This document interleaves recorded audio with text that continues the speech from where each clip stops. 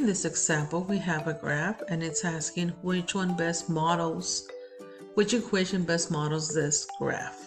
So again, it looks hard, but it's not. If you go here to number 1 on Desmos, we are going to type in exactly the way it is, g of x equals 0.6 parentheses 25.5, and then we need to put the little x on top. How do we do that? If you go here down to the keyboard, you click on it, and then there's going to be an A to the B. If you click on that, it's going to bring it to you all the way up here. So from here, you press just the X. And as you can see, let me just minimize this. Look at the graph. This one is going up and this one is going down. So it is not that one. So let's go to B. B is saying it is 25.5,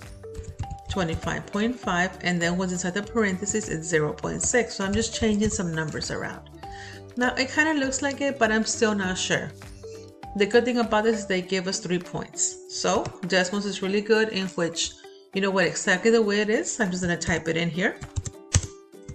Parentheses 0, comma, 25.5. If I just leave it like that, I lose my points. So I always click on labels so that I can see where it's at. Then I'm going to type in the other one, 1, comma, 15.3. And I'm going to click on label.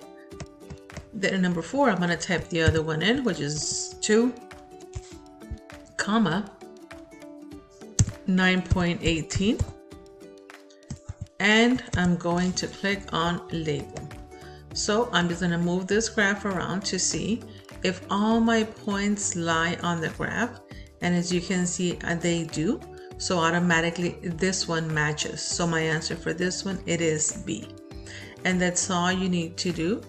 Whatever information they're giving you here, Desmos is really good in just typing it out and click on label on points to see if it lies right on the line or not.